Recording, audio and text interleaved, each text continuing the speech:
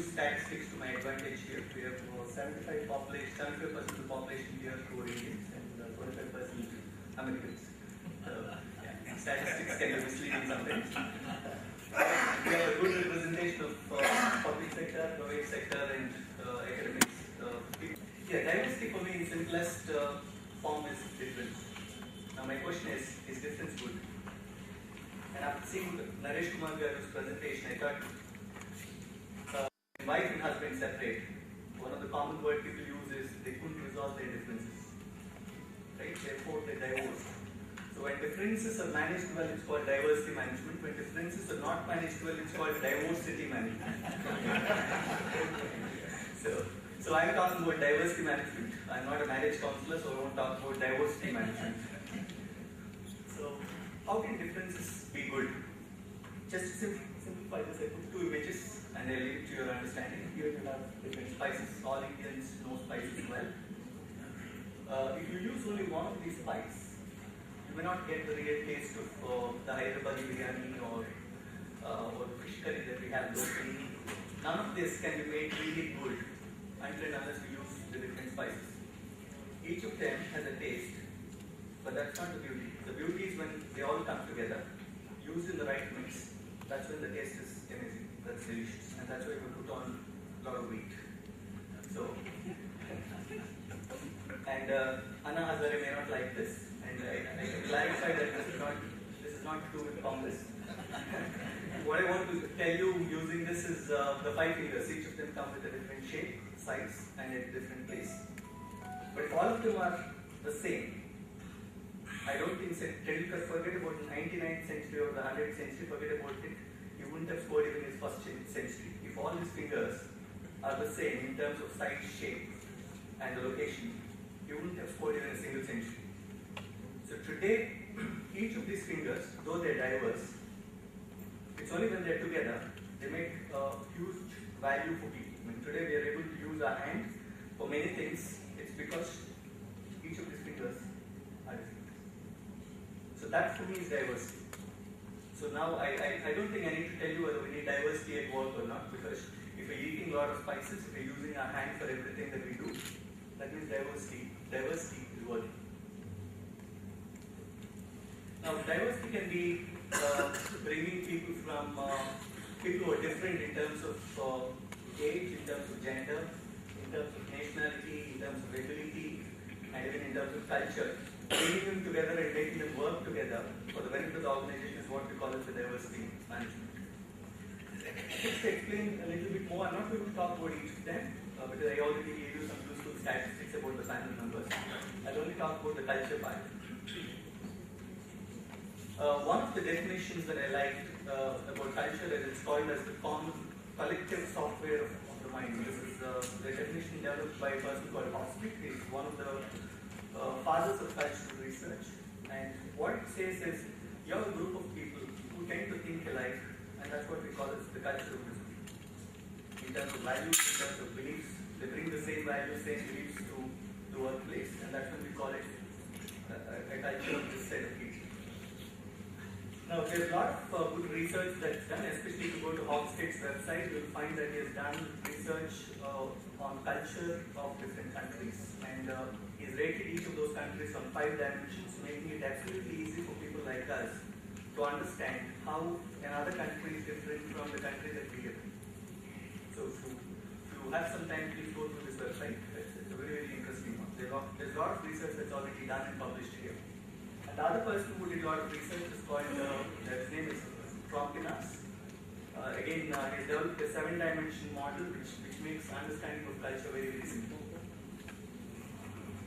So Hofstede's model has got 5 dimensions and Trompinas' model has got 7 dimensions. I'll try and explain this with some examples so that it's easy for us. Power distance is something, in simplest of the terms, it's called the respect that we give to hierarchy.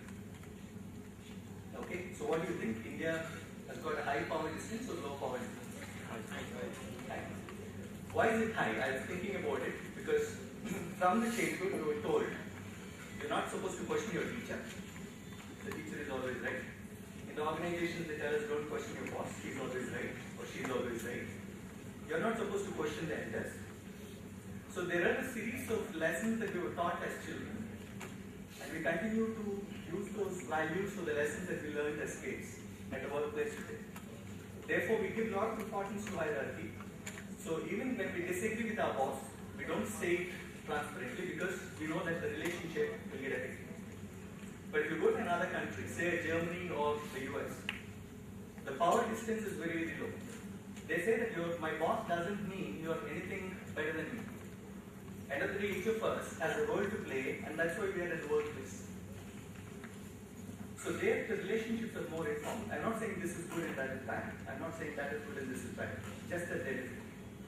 So one of the challenges that we have is when we have a German HR manager coming to India, he conducts a meeting.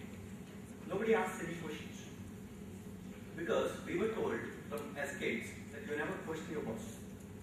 And this German manager, when he's leaving, he asked me, "Do you think I really did such a bad job?" I said, "What's wrong? Your presentation was very good." He says, "Nobody asked me a question. Nobody challenged me." And he's worried because people didn't challenge, he thought he didn't do a good job. And I've seen when we organize career interviews for some of the high potential people in India, when we try to promote them, we make them meet a lot of managers from the head office, which is in Paris, and from people from Frankfurt. And most of the times, we realize that what we think is high potential are not considered as high potential by them. And if you go into details, you realize that these people in the meeting were absolutely shy, not talking, and they were only listening. Whereas, if you're talking about high potential who's supposed to travel across the world and work in different parts of the group, he or she is expected to openly express his or her views. Whereas you don't see that with many of the Indian youngsters because you're trained to be modest. You're trained to listen and not to ask questions. Okay. The second point is about individualism and collectivism. If you look at countries like the US, everyone is supposed to take care of himself or herself. Whereas in India, whatever decision you take, you have to take into account the views of your family at least. For example, when I ask a lot of people in the interview, why did you choose HR? Or why did you become an engineer? They say, my dad wanted me to become an engineer. Because somewhere we can't disagree with that system that we are a part of, with that group that we are very, very integrated in. Because we can't challenge our parents, because we don't want to go against the accepted norms of that group, we tend to agree with them, and in return they take care of us. In the US, for example, you have to pay for your own education after a certain age. You work in a petrol pump or a gas station to earn money so that you can sponsor your own education. Whereas here you know, even if you don't have a job for 20 years, your dad will take care of you. That's why we respect that framework, because at the end of the day we are dependent on them, and in return we get some kind of protection. Masculinity versus femininity. There are certain cultures which are very aggressive. There are certain cultures which are very caring. The aggressive cultures which are more self-centered and some people consider them as too tough are called as masculine cultures, and some cultures like India typically are more caring, more accommodating and less competitive. These are called feminine cultures. Uncertainty avoidance is very interesting because if an American comes and drives a car in India, you know what will happen, right? Every second minute he'll be very upset, shouting because people are not following the rules. Whereas Americans need rules because they don't like uncertainty. They want everything to go as per a plan. That's why they build rules, they build systems, and they follow them seriously. Whereas if you apply rules in India, almost every second Indian you ask will tell you that the rules are there to be broken. I remember one experience with one of the deans of Darden University. He came to Hyderabad for a visit, so I took him around the city. I took him to Charminar, which is one of the busiest places in Hyderabad, and I was the one who was driving. So at some point in time, I thought I'd pull his leg. So I told him, you must be very happy that you're not driving. So he said, yes, and I'm sure you must be happy too that I'm not driving. And about long-term and short-term orientation, if you see Indians, especially the older generation, it's changing now. My grandparents never enjoyed all the money they earned because they wanted to take care of my parents. My parents never enjoyed all that money they earned because they wanted me to live on that. And I don't spend all my money because my next generation needs to be taken care of. So we're always thinking of future or the long term. That's why we focus on savings, expressing emotions freely, whereas some other cultures allow you to express your emotions freely. Time orientation, I'll give you one example here. Some countries look at time as a linear concept, it's a straight line. So if it goes, you don't get it back. Whereas some other cultures, they look at it as circle, like India. Don't worry. If you I can give you an example. One of our employees went to Australia for an interview. So the reception, and she asked him, is it 9:30 or 10? But it's very, very normal here. We say when somebody asks what time you plan to come, around 10. Around 10 can be 9, can be 10, can be 11. And most of the time when you go, the person is not there. Because on the way, you're going to meet a friend, on the way you find somebody more interesting, you'll forget this appointment. Because for you, this relationship is more important. Whereas if you do this in another country, for example, if you go late for a meeting in the US, the chances are when you call for a meeting next time, nobody will come. They take it very seriously. They take it as disrespect.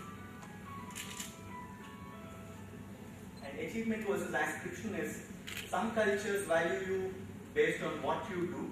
Some cultures will value you based on where you come from. For example, in India, a superstar's son by default is a superstar. Even before he or she is born, the fan associations are already there. And if you come from a certain university, by default, if you don't work or work, you're considered as a superstar in the company. Whereas in certain cultures, they say what you do is what matters. You may be doing a great job today, so I consider you a star. 1 week later, I find that you're not doing a good job, I tell you you're doing a bad job. I had a very interesting experience with Indian bosses. With Indian bosses, I need to work hard for 1 year. And after that, they take it. With the expatriate managers like they work, you have to work hard every day. Very, very interesting.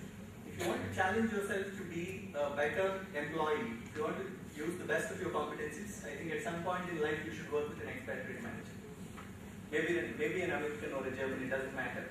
Because they make you bring the best out of you because you can't get complacent after 1 year. And the last one is internal versus external, in the sense how many of us believe that we control the nature, whereas some cultures believe that the nature controls them. India, for example, we believe that nature controls us. There are certain countries which believe that they control the nature. That's what we mean by this dimension. The key point that I'm trying to tell you is that I'm not saying one culture is better than another. I'm saying there are two cultures that are different. Now, what we can learn from each other is the most important aspect. For example, we can learn to value time, and they can learn to value relationships. Right? We can learn to value rules, and they can learn to value relationships in the sense they can value caring, accommodating, rather than being competitive all the time. Understanding each other, recognizing the differences, respecting the differences, and working through them is the secret, because differences are going to exist. How constructively you manage them is what makes the difference, and that's what we call as the diversity management. And the good thing is, when you have 10 people from 10 different cultures, remember that it opens 10 doors for you. Instead of 10 people thinking alike, whereas you'll only be left with one idea, it's better to have 10 ideas and choose the best one from it. That's why we say diversity is an advantage, if you can use it well. I tried to simplify the presentation and calling it the ABCDs of diversity management. For diversity management, first you need to acknowledge the importance of diversity. As a company, you need to believe that it adds value to you.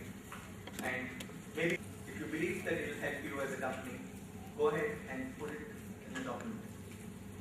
And building a diverse workforce, you have to take care of equal employment opportunities, because diversity is not for the sake of diversity. The idea of diversity is to improve the way of thinking in a company.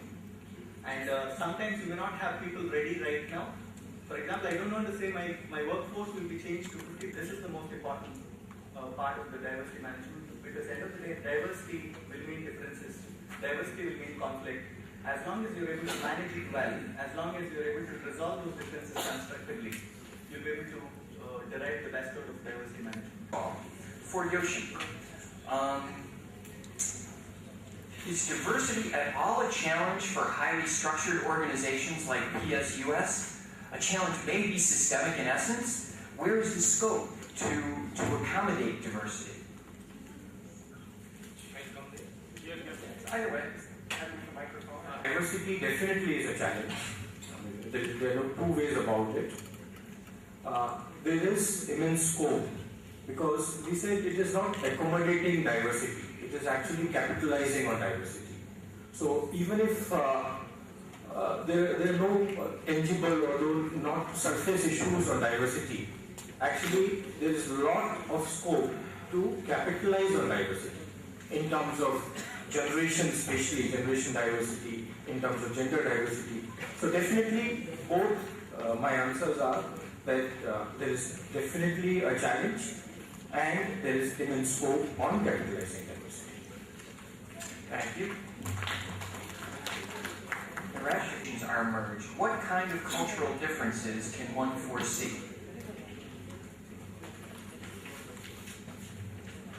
I think this would have been an appropriate question for Mr. Joshi, but then I'll try to answer this. We have this merger of Air India and Indian Airlines that comes to my mind when you say public sector organizations are actually merged. I don't think even today they have the marriage was solemnized as far as I see the Air India employees and Indian Airlines employees. They are still bound by different benefits, different rules and regulations, and there is no meeting of minds actually in terms of culture. So you see whenever these the strike notices are given by a group of pilots, you always see that one group actually opposing that, actually helping the organization.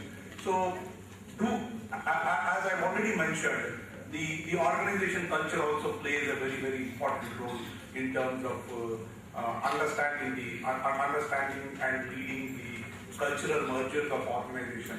And I don't know which other public sectors in India has actually merged, but I see the BHPV in Vizag being merged with Bharati Antar Nigam. In fact, ultimately, BHPV was a profit-making company when I was a student in Vizag, but ultimately somewhere down the line. In coming years, any suggestions to handle this in the medium to short-term period? These people want everything to happen today.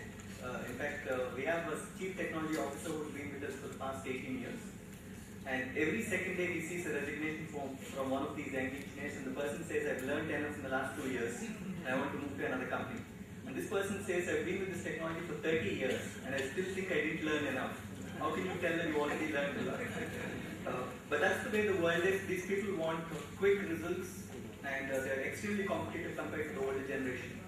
So your systems and your practices need to take that into account, because 80% of your population typically will be this below 30s. So you can't say that I'll use the same old practices to have these people stay with me. And in AirLiquid, this is one of our targets, how to manage the Y generation. But what we're also trying to do is, we realize that this is India's strength. We have a lot of younger generation coming out. But we also need to realize that the expertise is mostly with the West, because they have been developed long back and there's some good knowledge in terms of technology. So what we're trying to do is bring some expatriates from other countries, use their last 5 to 10 years in India, so that this younger generation gets really good training. And we're talking about really fast track career growth. So we have something called the technical career ladder, we have something called the international high potential. So in a company like us, we say if you're good, you're not in the same role for more than 3 years. And that's the speed at which this younger generation will want to grow. They're not waiting for a promotion after 10 years, after 15 years, no. They want results today. And I have been interviewed, somebody will ask me, I'm joining today, what will happen to me after 2 years? All over the world, slowly, one or the other countries are culturally dominating, maybe in different areas. One predominant area is the business. So, can you predict what is going to happen the rate at which things are changing across the world in different countries. How are they managing their business strategies to go on overseas and compete with this? Thank you. Sure. If I may use that word, wherever you go, because today I've seen Indians becoming more and more competitive. I've seen Indians becoming very transparent. I've seen women coming to the workplace working till late night. So things are changing. So I think in future we'll have a culture which is more global. You can't say that it's America's culture or India's culture that's making the difference. It's a global culture which is a mix and match of different countries and their cultures. If I answer your question. I want to be more clear. Sure. See, is it Confucianism or is it Mongoloid or is it... Thank you, sir. The information which you have provided is so valuable for us. Now, I would like to call upon Mr. Pani, NAPM North Karnataka chapter, to hand over a memento.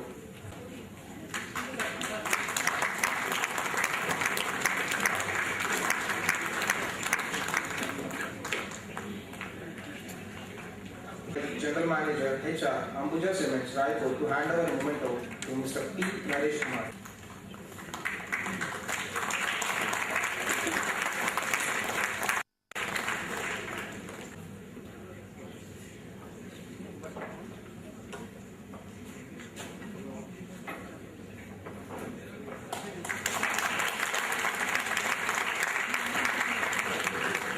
I like to call upon Mr. Bose, Secretary, NIPM, Kolkata chapter, to hand over a memento to Y.V. Anand Kumar Raj.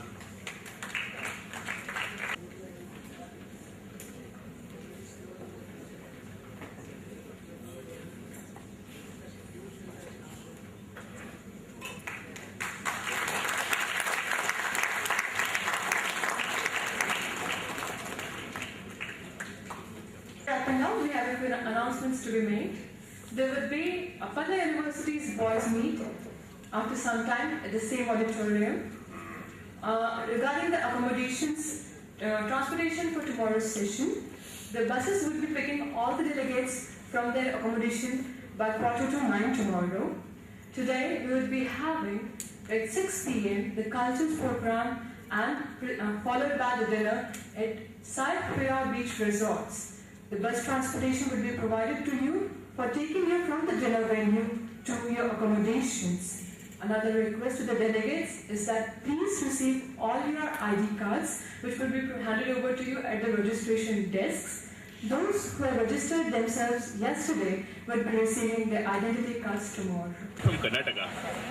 అందుకే అర్థమైందండి that's secret spicy Karnataka less spicy but he said he wants spicy then I'll get guys who are spicy 2 minutes a little break for you all to charge up and then I'll get back to you so have a Kit Kat 2 minutes break alright fast great and what about the people here oh lovely I finally got late అప్పప్ప అంటే mask ఊరు mask లో అన్నారు కదా ఓ కడప ఇక్కడ okay so me spicy hot what do you want for tonight terrible marvel so we proved that Sri Lanka people that how hot and sizzling we all are so get ready and let's have music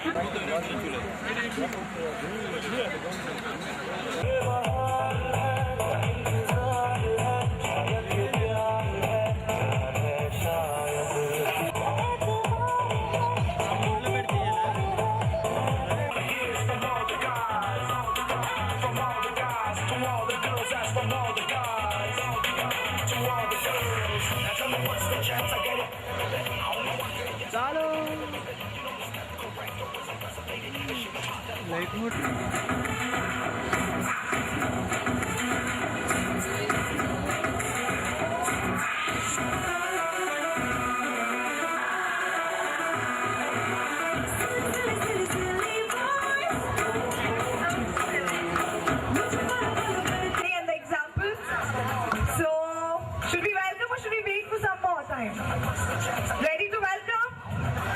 So guess who is with me tonight? The #1 dance group of Vizag. I hope you all know about it. Looks Raj Shekhar's team, the winner of challenge and many more. I don't want to say because once you guys have a look on it, only then you're going to all masala and spicy and hot girls.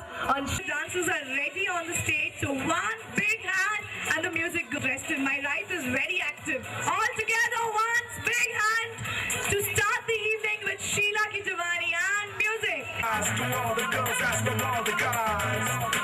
To all the girls, now tell me what's the chance? I get it, baby, baby. I only want to hear yes, no, maybe, maybe, baby. You know me, step correct, always impressive lady. It should be hot like fire, you can say, they call her Sheila, you got to meet her. You feel the sparks if you get to read her. You ain't seen nothing if you've never seen her. All the ladies wishing they could have seen her.